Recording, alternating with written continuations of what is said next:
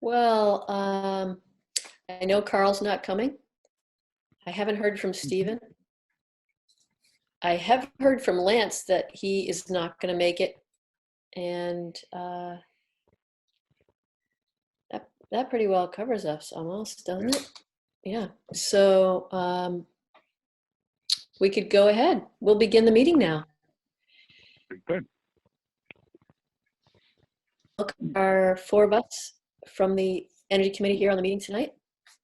You know, we never really talked about it, but Liston did say he wasn't going to be anymore. I don't know if I mentioned that to you or not, but we had a conversation actually a couple of months ago, and he wasn't able to make it anymore. And then he also moved away, didn't he? Well, they were planning to move, but I don't. Maybe they did move away.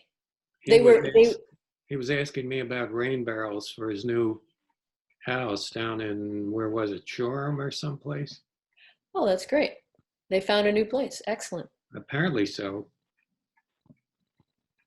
The other is I got an email from Lance today, and he said that his employment has been so busy because seniors have been leaving and other people are taking on the extra work. And so he really doesn't feel like he has the energy to be a part of the committee, but he really, he really appreciates the work we're doing and the enthusiasm we have, especially with the Global Warming Solutions Act, he said, coming up. And he just figures that we are more, lean more toward being able to support that kind of stuff through the Energy Committee than he had the energy for. And he's got other things to do now anyway. Mm-hmm. And so I'll write back to him and let him know. I really enjoyed his energy as a different voice and just his energy at the meetings. And also, I really appreciated his energy at events when we were on the green and stuff like that. So I'll write and let him know. Does anyone else have anything else you'd like me to let him know? So is he formally dropping off of the committee? Yeah. Well, I think tell him that we accept that with regret. Yeah. Yeah. That's too bad. Yeah. So do we have a quorum tonight? We do, actually. I mean, we had 8 people, but we were listed, but we ended up getting 8 because 2 people wanted to be on, and both Lance and Carl got on. Mm-hmm. So I would imagine we have a quorum. Well, we have 4 of 8 then. Yeah, except that Liston has been gone for a while. Yeah. Okay. So we've been told we can vote twice. But we have to do one of them by mail. Oh. And we won't know the answer for weeks and weeks.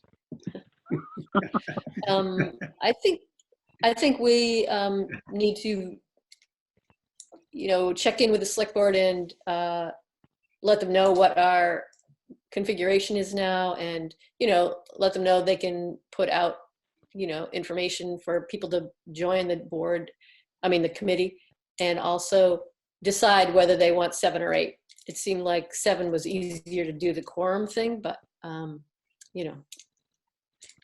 can check in with it. So I'm trying to keep some notes. Okay. So right now, John, Sally, Mike, me, Stephen, and Carl are our active members, right? That's right. So that's 6. So if we want to be at 7, we do need 1 more. Okay. Is that really 6? Wow. 1, 2, 3, 4, 5, 6. Yeah, unless I'm okay. John, Sally, Mike, Richard, Stephen, Carl. Oh yeah. Okay. Oh, so we're only 1 off the 7, if that's 1 the off, case. yeah. I guess. All right.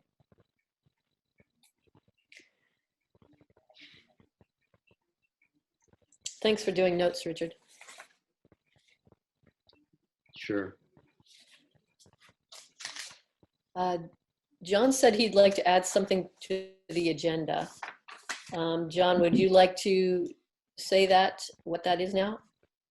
Yeah, I have pulled some numbers together regarding the appropriations for the low-income heat energy assistance program, and perhaps I could share that a bit later. I have a little bit of still searching to do, but I think I can make a presentation towards the end. Sounds great. Thank you, John. Mm-hmm. Otherwise, we have 3 things on the agenda before that. And does anyone else have anything they want to add before we step into it? Well, we didn't, I didn't see, oh, excuse me, I gotta let my dog in. Do that. Since the governor has vetoed the Climate Solutions Act, is there some interest in wanting to get the energy committees across the state receive a note from us to step it up and urge your representative and senator to override the veto? Do we want to try that? I know I'm waiting to get some guidance from VPIRG and VNRC and League of Conservation Voters. Did understand that we have a very narrow veto-proof majority. Yes.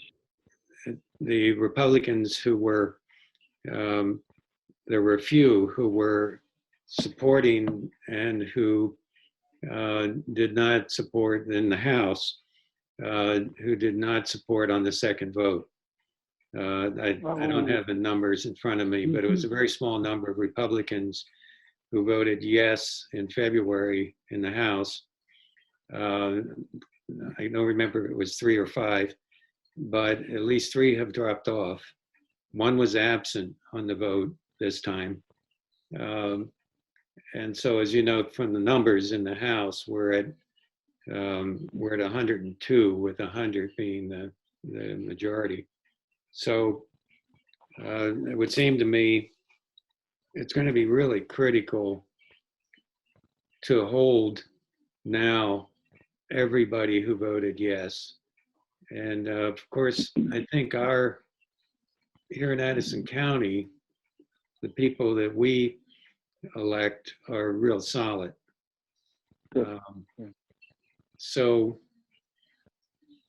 I don't see anything personally that would prevent us from suggesting that the energy committees across the state check in with their legislators to let them know that we're really concerned about this. I think a lot of it's going to have to do with the leadership,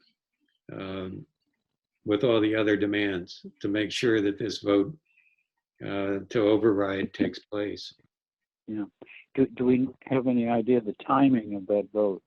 Not yet. House or Senate? Okay. Not yet. As soon as I hear, I'll shout it out. Believe me. Why don't I draft maybe a 50 words or less email note and then send it to you both, and then if you approve it, we could send it out at the appropriate time. Sounds good to me.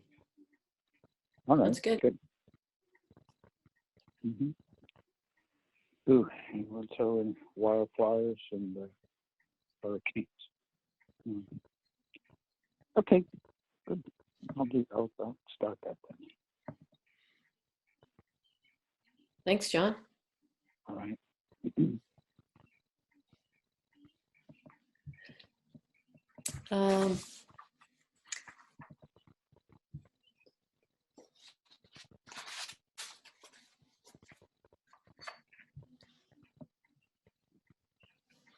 So I'll begin by asking if anyone did happen to see the electric mowing Q&A with Jay.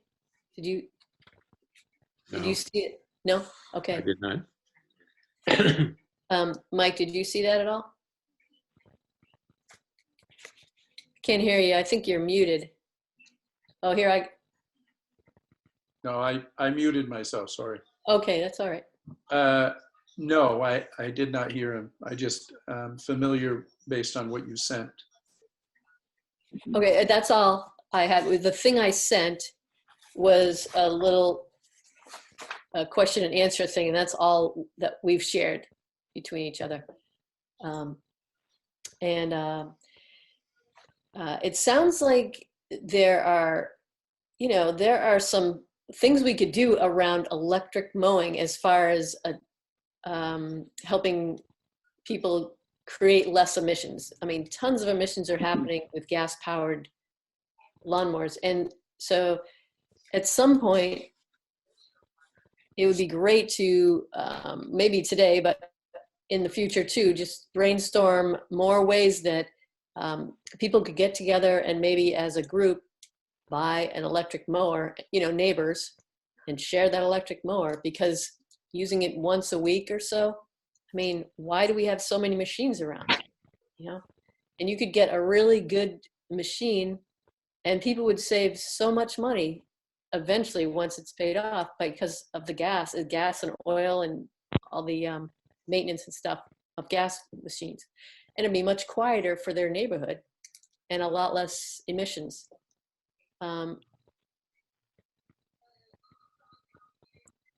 So this would be like take a look at that. Yeah. This would be like a Yeah. ride share Yeah. sort of thing. Yeah. Yeah. Take a look at that document I sent. You don't have to do it right now, but at some point, it really, Jay really gave some good information, and also on his website, there's some good information on the emissions and the downsides of gas and the costs and stuff like that. It's really worth checking out. And he's, go ahead. Did I actually send it to you? What I got wasn't readable. I'll have to talk to you about that afterwards. Okay. I do have this from Stephen Weisbaum. Oh yeah. Who's been Okay. pushing electric mowers a lot. Yes. That answers a lot of questions too. That's great. I'll look that up too, the Mean Green. Yeah. I think he is mainly commercial. Yes. Yeah, but that's good to know about. It might be what Jay uses actually for his lawn. He has a landscaping business, Yeah. and Bear Mountain mowing. Do you think it's so hard to plan anything because of the COVID situation? Yeah. I just bought I guess it was a Ryobi string trimmer after having a Black & Decker for about 25 years. Yeah. And the thing is so advanced, and I mean, it's downright scary, and it lasts forever. I put it over in a corner because I'm worried about it taking over or something. They're just the advances of these things have been absolutely amazing. And So that's an electric? It's an electric trimmer, and you can pull the head off and put on a street sweeper or a small snow blower or a garden little rototiller. Oh my word. It has the power to do that, which is mind-boggling to me. And it would be great if people could somehow get to try these things out. If we could. I wish, during Green Up Day, we could have all these things out there and more maybe, and let people see them. Well, I think that, I think we just need to find different ways to do it, because how people went around and did music on their porches, or they did garden tours. I mean, we just have to get creative, like, saying, hey, this weekend we're having, an electric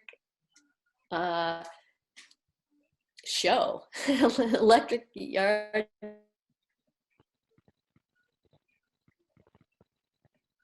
willing, and this person will do it at 10, this will be at 11, this will be at 12. And people will get to go around and look at what people have going. And they can also look at the gardens at that yard too, or whatever. You know, you could add some things to it. You could have a musician there. You could have whatever. We just need to get creative, I think. Maybe if any of those things happen next year, like the music happens, we also maybe in the backyard get to show some things, or 2 doors down, there's something else to look at. Maybe we could have somebody write some music that incorporates string trimmers and lawnmowers. That's what we need, yes. I have a colleague whose brother wrote a symphony that included something like 32 motorcycles. Wow. He presented it to the Queen in England. Wow. I think things like that were fun in the beginning of COVID anyway, where people had a reason to get out in their neighborhood, walk around and see someone else's yard and, you know, do it at a distance, but just get to have that neighborly feel. And this might be one of those things that could happen. And we could find other things to mix in with that kind of thing. So more like a green up day around the neighborhood kind of thing. Let's keep it on the agenda. All right. Yep.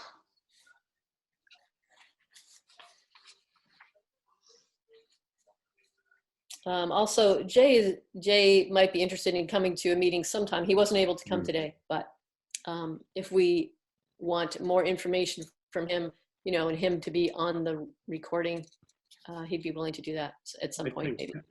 I think that'd be kind of good to, for the people who watch this televised version of the Energy Committee, to have him front and center so people could get an idea that it exists and who he is. Sounds great. So maybe invite him to the next meeting. All right, we'll see. He's super busy in the fall because he does a variety of cleanup. So we'll see how his availability is, but maybe whenever he can. Yeah. Okay.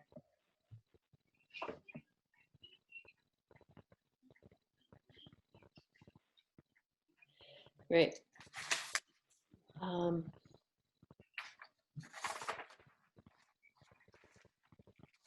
Let's see if there's anything else on that. He really seemed to think that education is the best way to go with this, is really finding ways to, you know, let people know what's available and how much you can save as far as emissions and all that kind of stuff. So, yeah. All right, so the next on the agenda is the button up, and there have been these weatherization Wednesdays. Each Wednesday at noon, Button Up comes on with like a half an hour to 45 minutes of information, the latest that they want to share with energy committees. And today it was VEEP, Vermont Energy and Educational Programs. And so Kara was on telling about the programs that she offers for middle schoolers and high schoolers, and her team. She has a good sized team, and they've even moved into New Hampshire as well. So they're really getting some great scientific programs for kids for learning about energy and weatherization, you know, how energy flows, conduction, you know, insulation, all kinds of things. And they've covered most of Vermont with, I think they've been in 231 schools or something, you know, so far. So, and you know, I mean, we were planning to do one of those programs, right? Was it? It was last spring, and it got canceled because of COVID, beginning of COVID, right? Yep. Anyway, she said she still wants to do those when it's possible, and so I threw it an email saying that we'd be interested at some point to do a STEM fair. I don't know when that'll be possible, but yeah, they're doing a lot of online work now, and so that parents can get a hold of the programs and do them with their kids if they're homeschooling and that kind of thing. So they're still looking forward to a good season. It was good to hear about it. It was inspiring, you know, just teaching kids about even possible career paths with energy and efficiency and all that.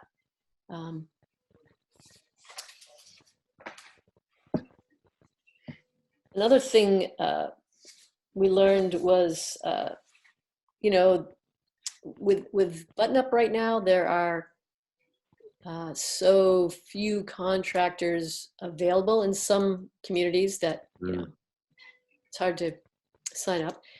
Sign-ups, we've already talked about this to some degree, but it's just a little bit of an awkward year with timing. You know, incentives were really good, and then once the money runs out, they won't be there. And then even later, people will get a free audit if they want, but that's January and beyond. And so there'll be different incentives, which will be great to have incentives, but it's hard to get real excited about talking about the audits when it's not even until January. You know, but the one thing that is good to do is get people to try to find a contractor if they're planning to do anything, and just talk to that contractor about getting on his or her schedule. You know, let's see, what else is going on? There's certainly DIY things, and people can get $100 back for that. So that's an area to really promote right now, is do it yourself. Get on the Button Up website and take a look at the jobs that you can do, and you can get $100 off on any of the expenses you have, buying, whether stripping or this or that. Sounds good. Yeah.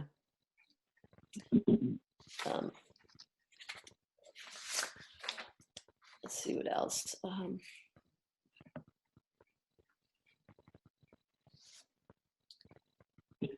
Well, there's also a fundraiser through Button Up, and that is for helping with those situations where maybe there's vermiculite with asbestos, or there's some lead, or some other things that are really troublesome in someone's home because of maybe insulation or something. And in order to have that remediated, that's a whole different thing than the weatherization.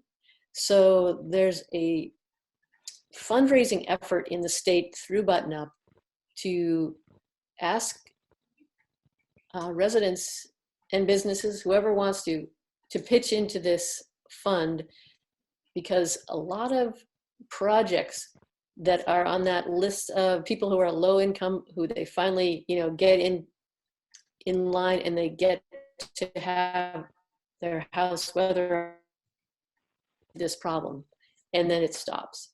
So this fund helps move forward on some of those projects. So that's something that people can, if they are feeling like they'd like to help out their lower income neighbors, they can pitch into this fundraising campaign, and that's on Button Up's website. And we could, yes. Could we research that and come up with a couple of clear instructions for people who wish to donate and put it on Front Porch Forum? That sounds good. Yep. I'd be willing to do that. Okay. I might even have some of that in the information that I've gotten, or it is on the recordings there, I believe, on Facebook, that Button Up Facebook, their weatherization Wednesdays. You could find it on not this Wednesday, but last Wednesday they talked about that fundraiser. Okay, I don't have Facebook, but I'll see if I can find it some other way. Okay. Yeah, if I don't, I'll get in touch with you. Okay, that sounds great, Richard. Thank you so much. Yeah.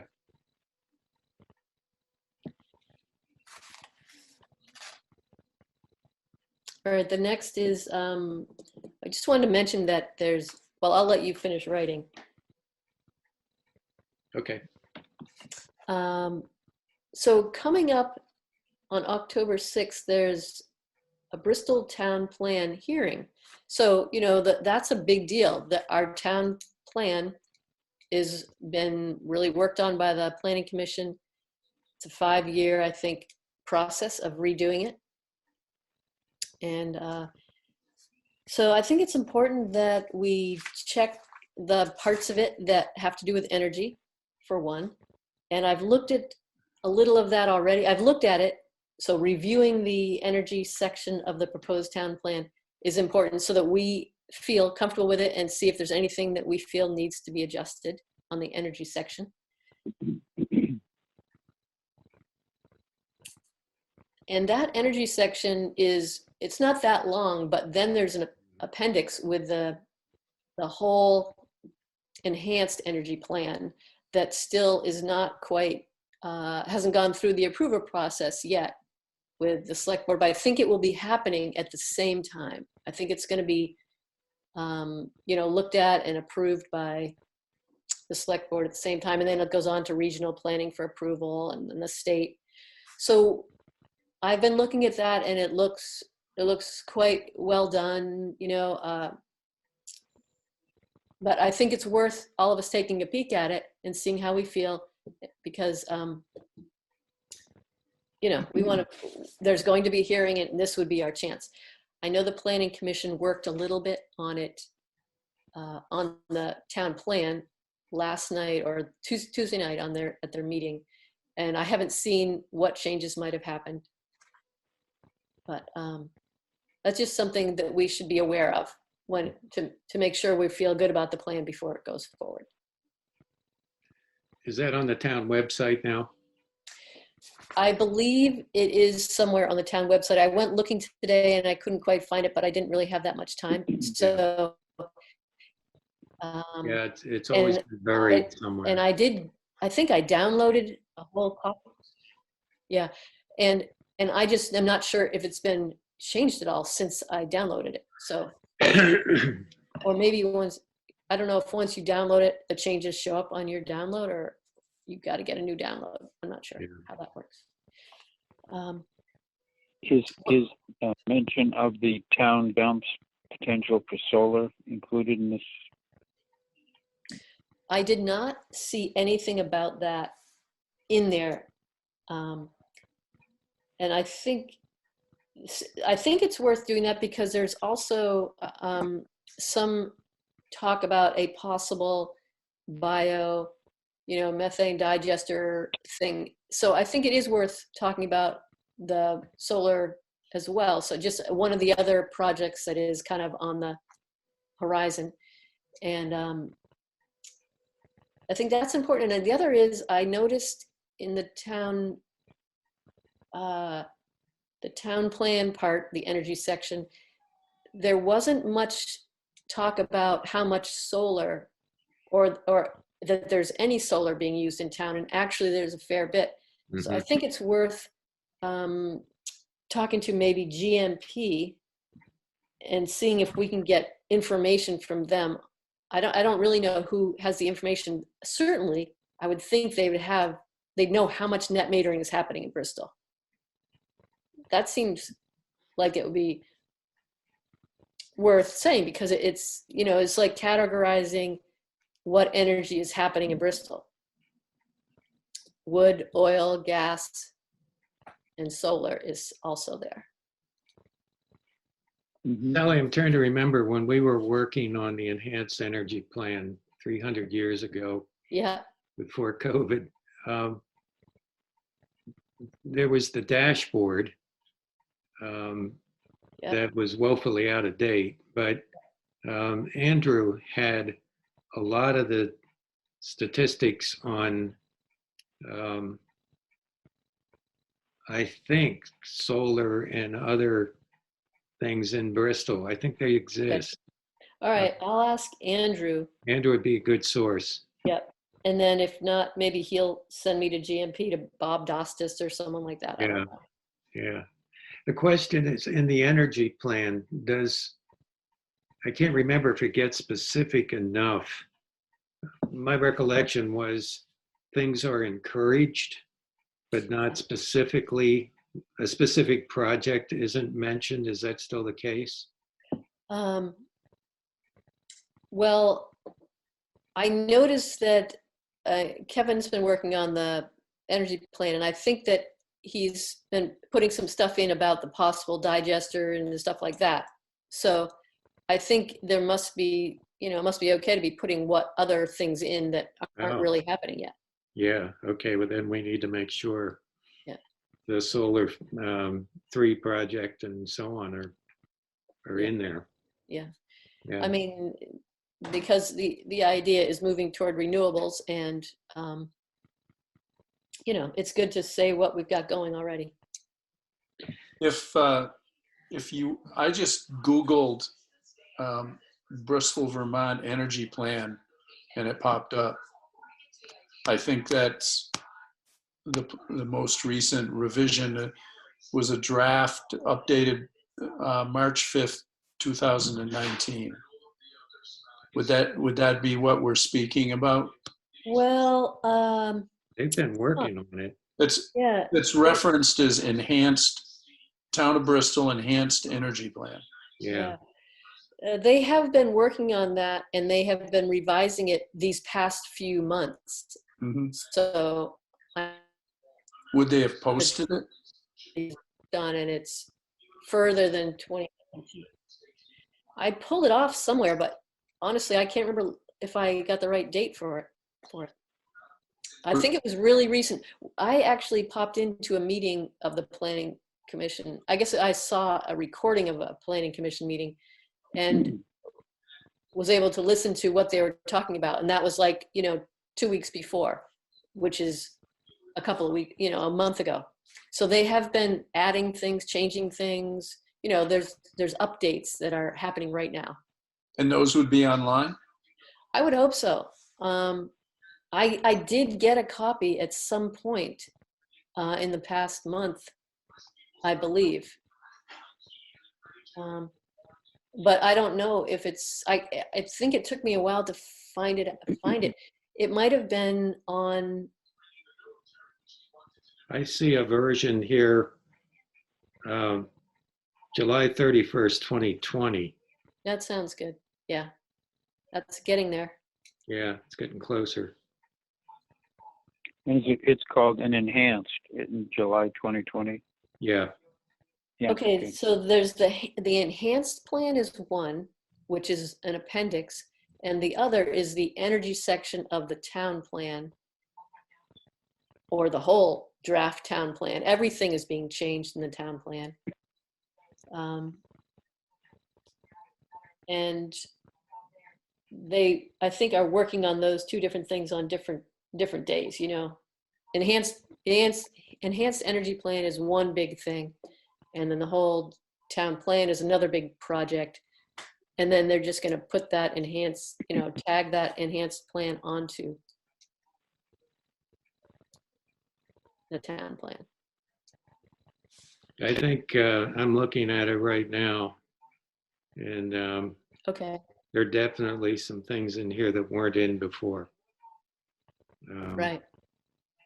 You're looking at the town plan Enhanced energy energy section? plan. The enhanced energy plan. Okay, that's different. Yeah. Vermont Gas is required to develop an aggressive efficiency program, utilize the infrastructure it offers to promote economic development for manufacturing, and provide for renewable natural gas options. Yeah. So That's on the enhanced plan or the energy section of the town plan? it's on the enhanced energy plan. Okay. So what we're seeing is Yeah. work has been done essentially to encourage what I see as the bringing a natural gas pipeline into Bristol. Yeah. And I think that's too aggressive. I think that needs to be discussed and voted on. Yeah. Yes. It may be that the residents want to do that. Yeah. But based on our last experience, it cost a whole lot of people a lot of money, that wasn't necessary. So,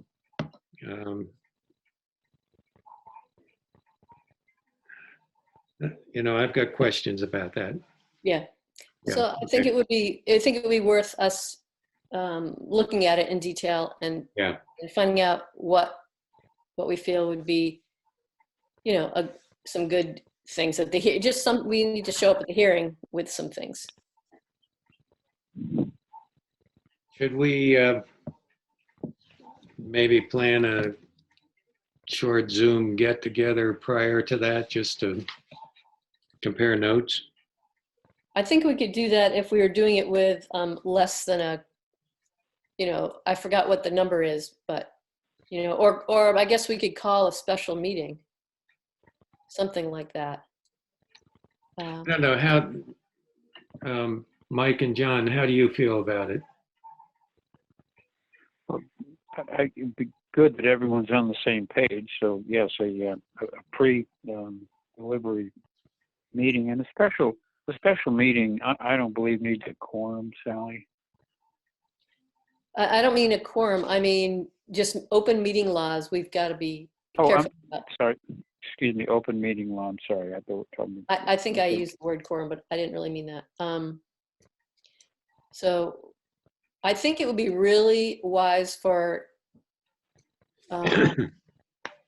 whoever is interested to really look at this stuff. And at some point, we should probably just discuss how we can, I think we might have to call some kind of a meeting that we need to. We may need to draft a statement and vote on it. Yeah, exactly.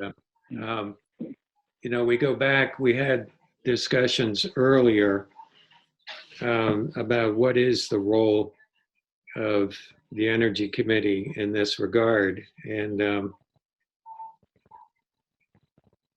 I guess I'm in conflict, not conflict, but there are two things going through my head. I have very definite personal feelings about this issue and will probably, as an individual, want to comment. Yeah. Is it, I tend to be more aggressive on this kind of, on a committee like this. I kind of feel that it's our job to advise the town about the wisdom or lack of wisdom of taking certain directions. But not everybody agrees with that. So, I think we need some discussion, and we can always act on our own. Yeah. Here's one thing I noticed when I was looking deeply into the enhanced energy plan. The enhanced energy plan is really clear about we need to reduce emissions. We have specific goals we need to make. And so whatever we do, it has to meet those. And so I feel like the general structure of that enhanced energy plan, at least when I last looked at it, was solid. And, even though there may be an interest in going toward something, it needs to meet certain requirements. It needs to prove that it is going to lower emissions and not add more emissions and things like that. So I think we all need to look at it closely and just make sure it feels like there are no leaks and no sieve, I recall. Go ahead, John. Yeah, I recall we had a discussion about whether the Energy Committee has a responsibility to bring to the Select Board important information regarding, climate change. Yeah. And I think there was even a thought that there might be a presentation by the Energy Committee to the select board at some point.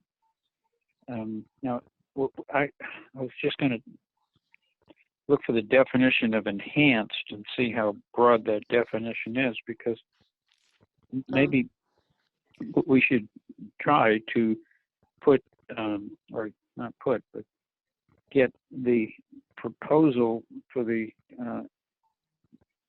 solar installation at the town dump on an equal footing with the enhanced thought about a pipeline into Bristol. Yeah, I think But that's they're both sort of fit the definition of enhanced, I would hope.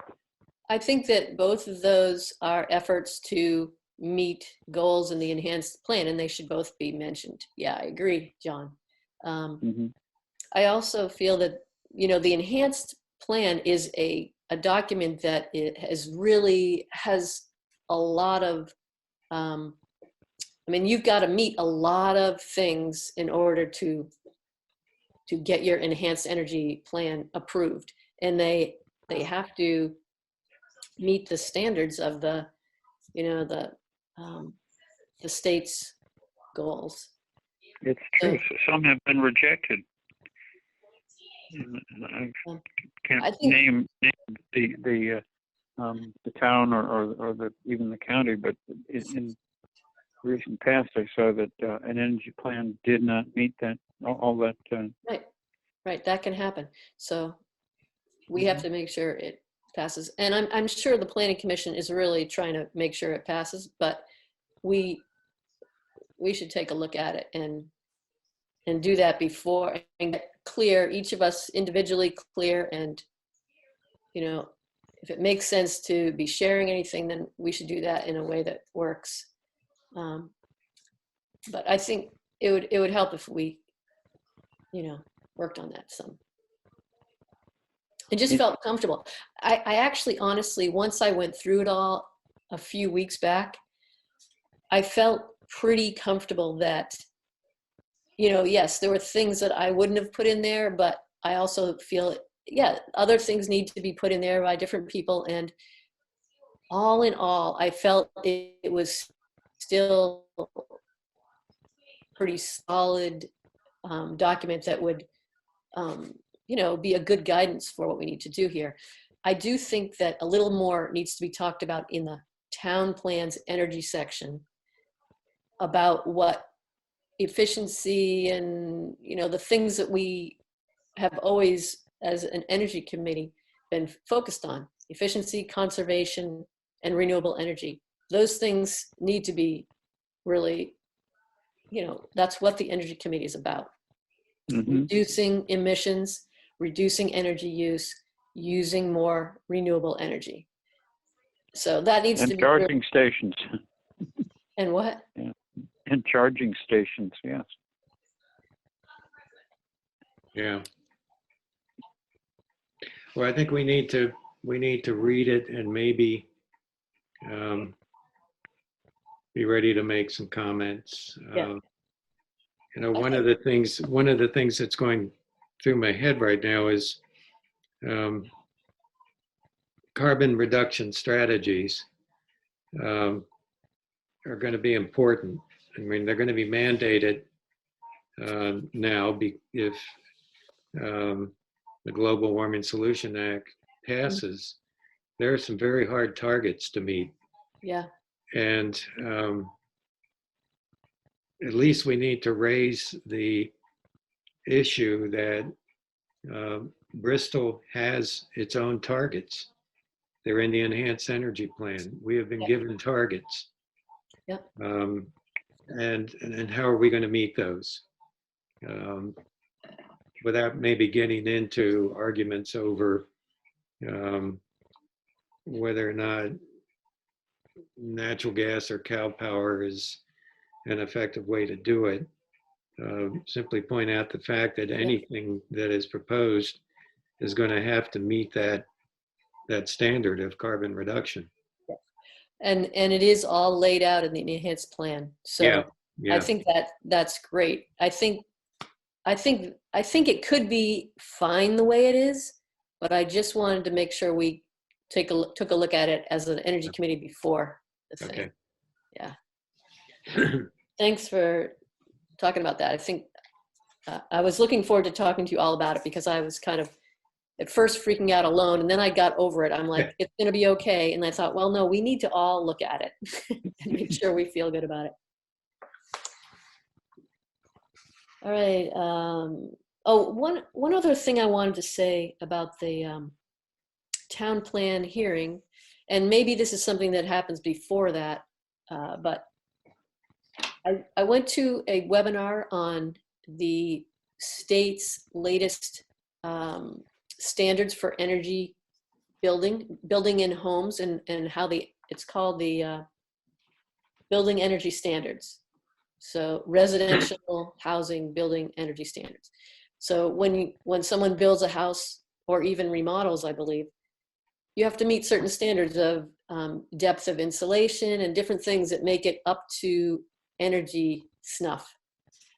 And it's been one of those things that hasn't really been necessarily followed, but there are new standards, I guess, a year ago.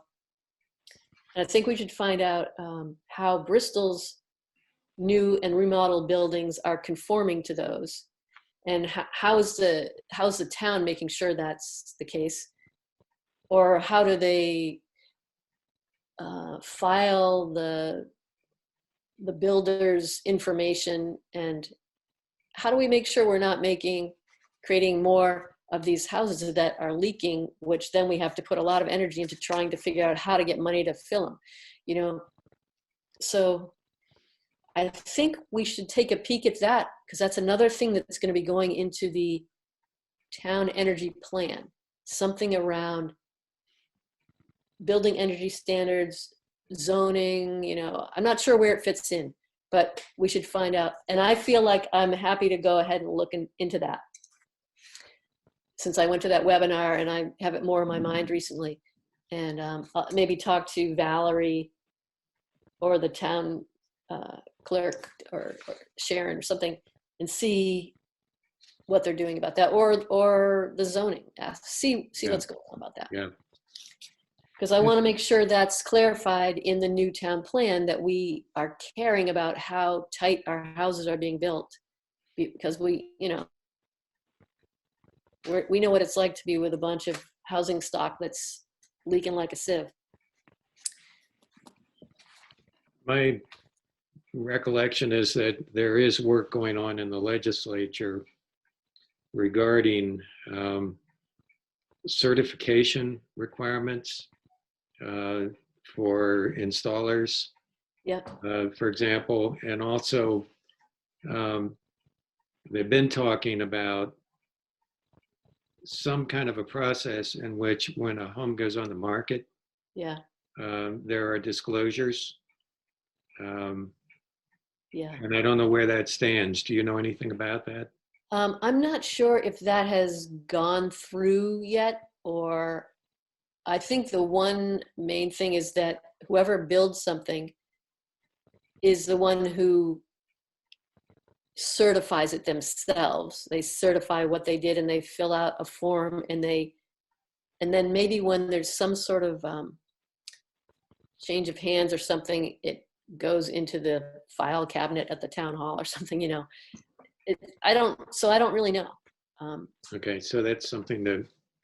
Yeah, and certainly Richard Fazey would know about that. He was at that meeting. Yep. So maybe I'll check with him to make sure. So you're going to research this. Yeah.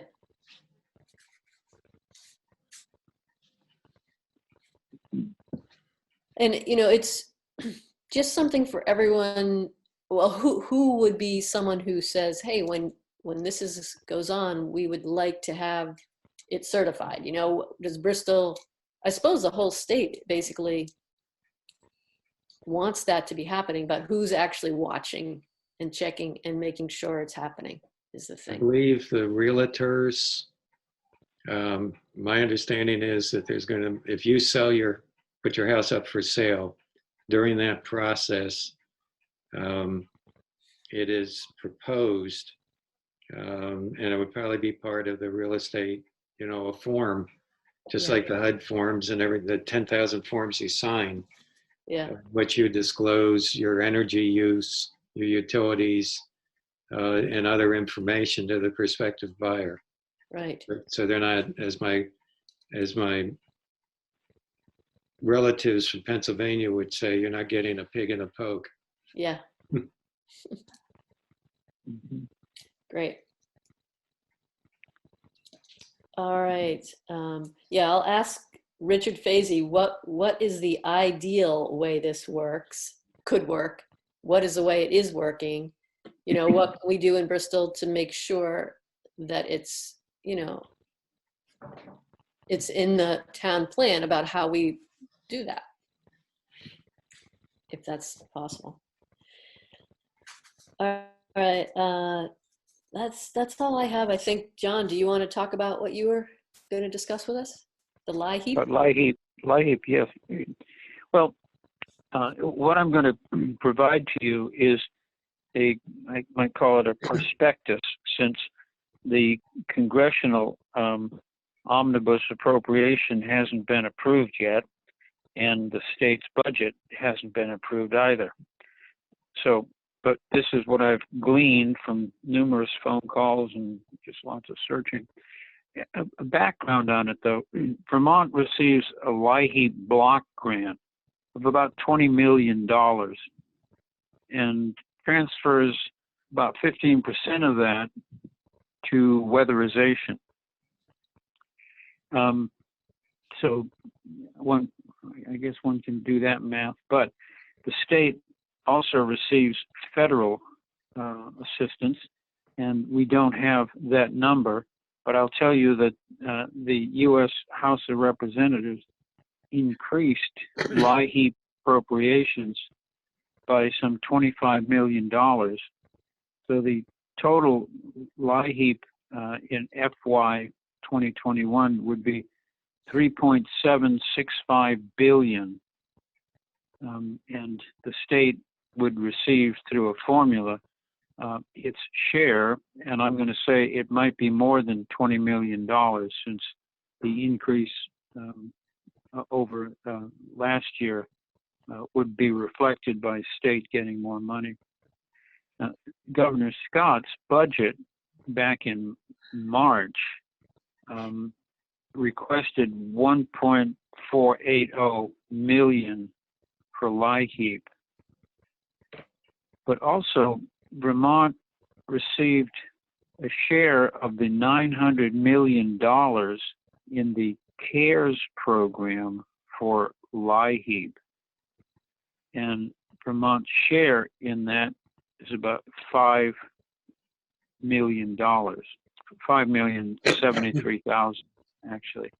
So if we start totaling it up, we look at the increase for the state through federal and state appropriations for LIHEAP, we might be in excess of, say, $22 million, plus Vermont's share of $5 million would be $27 million. It's a little bit confusing, and I won't go into it in any detail, but some of that money for LIHEAP also includes the cost to the homeowner to have their oil tank replaced. Mm-hmm. Every 3 years, the oil tank has to be inspected, as we know, by the fuel dealer. So that could then cost the homeowner something in excess of $2,500 to replace the tank. Yeah, just some of the LIHEAP money could actually be set aside for that purpose.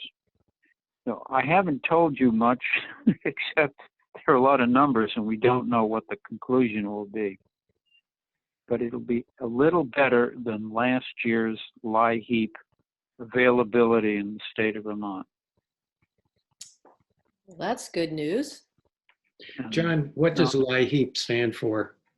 Oh, Low Income Heat Energy Assistance Program. Okay. And in Vermont, in the Agency for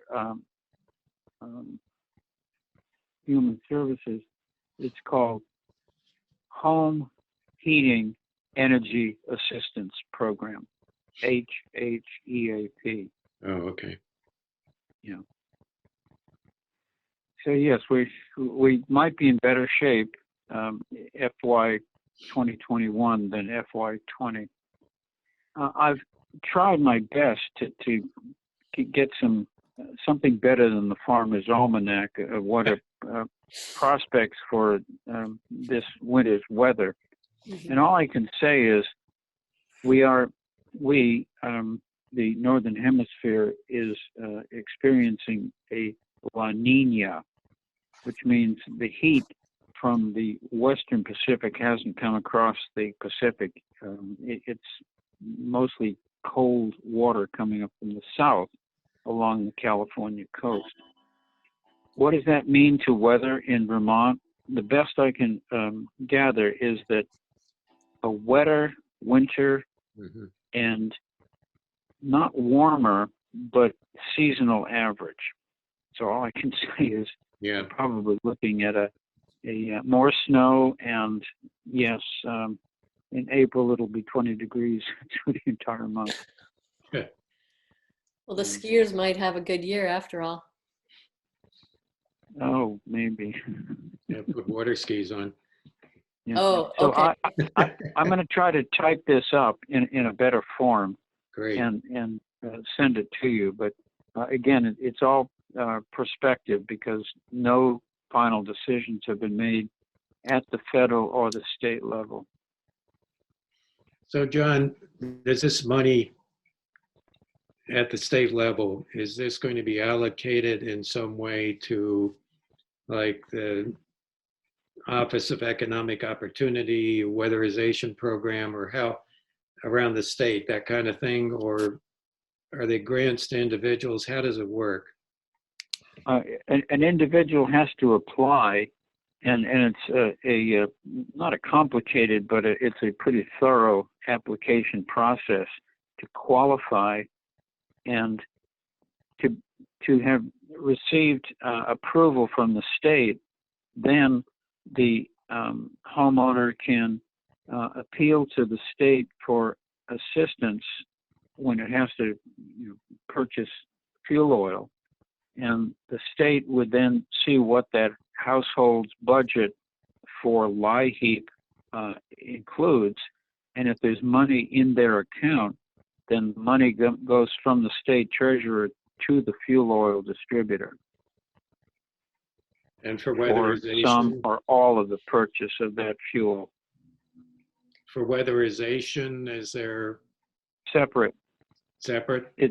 Yes, separate. Will be a separate appropriation, and I'm still trying to chase that rabbit down. But Okay. some of the weatherization money does come from the LIHEAP block grant provided by the federal government, and about 15% of that block grant. But again, we don't know what in FY 2021 the state would be receiving from federal government, because we don't know what the total program, and once the total is available, then there's a formula for each state. So then we determine what's Vermont's share from the federal LIHEAP block grant. And John, the LIHEAP, Low Income Heat Energy Assistance Program. Assistance program, yes. So the heat energy, it does have to be a fuel. It can't be something to do with heat pumps or. No, it's fuel. It's for the Fuel, purpose of propane or heating oil. Yeah. Yeah. But not, how about wood?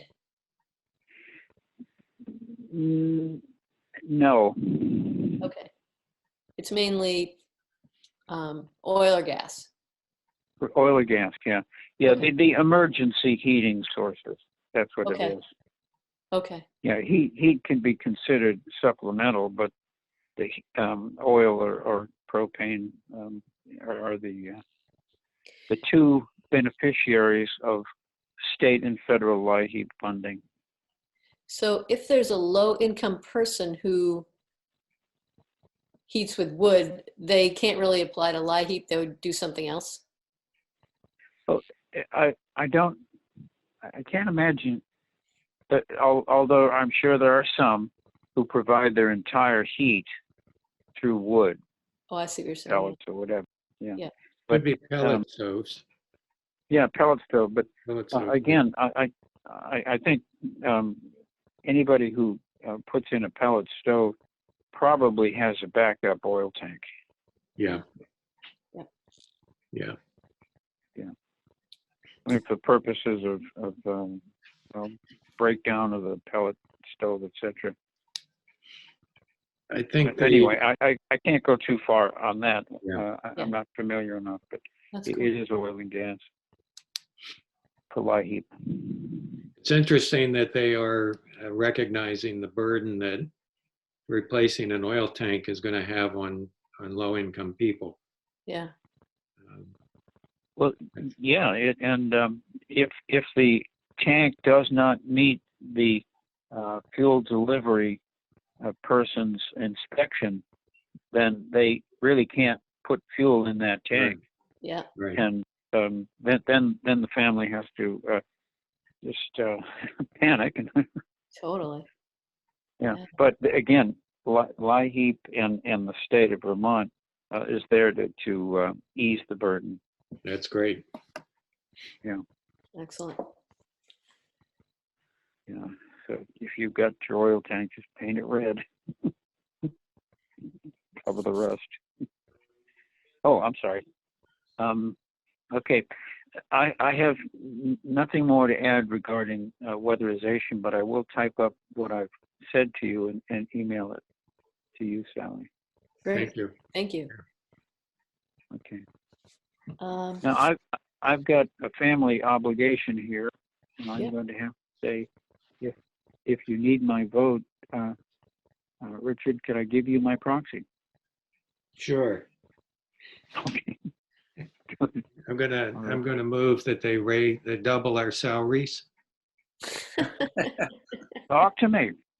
Yes. Mhm. Good. It's triple it. It doesn't matter when it's zero. Okay. Well, I think we're running Sally, down anyway, but I'm Go ahead. sorry, I cut you off. I would say we're getting close to the end of the meeting anyway, but you can take off and we'll say goodbye and then we'll probably close up. Good to hear from you, Good. John. Thank you, Sally, and Richard also. All right, good day. But I will also, as I said earlier, I will send a draft of this, about 50 words, note to all the energy committees that we might consider, if you approve the language, sending out based upon a timeline for the vote in the House and the Senate. Yeah. Okay. Great. We'll see. Oh, may I also mention, just a second, let me bring that up. Senator Bray did send us an email, Sally. I don't know if you saw that. I did not see it today, but Yeah, I can read it. It's interesting. Just a moment here. I mean, I'll take your time. I'm just going to do a little computer thing here. Okay. Hello, all. I had thought I would get to join you tonight, but I am still on calls to move forward the Act 250 bill, Oh, which boy. is currently on the Senate floor. Wow. One day we will adjourn this endless session, and I look forward to joining a future BEC meeting. Best, Chris. Great. thank you Yes. for letting us know. That's great. Well, he might consider himself a candidate for membership.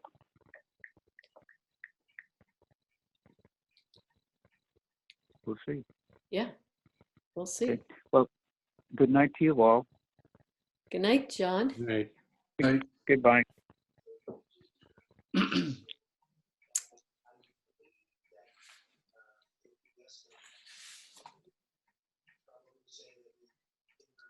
Anything else, Mike? You got anything on your mind? Not at the moment. Okay. Nothing related to the Energy Committee anyway. How about dinner? Okay. Good idea. How about you, Richard? I've had dinner, so I could go all night.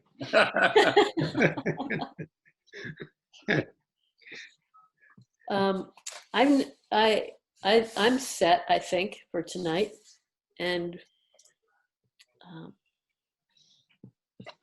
So check, I just happened to look, VNRC has on their website a plan. Here's what you can do now about Governor Scott's climate veto. okay. I won't try to read this small print, but the Yeah. word is out there. Okay, I'll check it out. Yep. Thank you. I think it involves pitchforks and torches. Yeah, probably.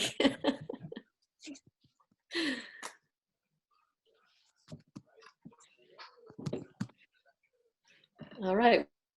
Thanks. This has been great. Send me your notes whenever you get a chance, and I think I have about 3 sets of minutes that haven't been put up on the thing, and I have enough information that I can, but if you have any minutes that haven't come my way, feel free to send them. Okay, I didn't do anything for our last Okay. meeting because there weren't enough of us to Yeah. do anything, so we just chatted. Yeah, it's fine. But Totally I'll fine. get these up. Sally, if Yes. anybody runs across the most recent notes from the Enhanced Energy Committee, I know, Richard, did you have those? Um, The most recent version? The 'Cause most recent version did come up, yeah. I'll send it to you. yeah, that would be great. Okay, I'll send it to everybody if I find it Great. again. Yeah, okay. Okay, that's great. Thanks a lot, Richard. Yep. Thanks for asking, Mike. Okay. Good to see you all. Good to And, see you. Yeah, thanks a lot. Stay warm. All right, Yeah. and I'll see you. Maybe we'll see each other at the hearing on the October 6th Sounds good. for the town plan. Keep an Okay. eye on that, and ready yourselves to say anything if you feel like it. Okay. All righty. Great. All right. Thanks a lot. See ya. Bye Bye. bye.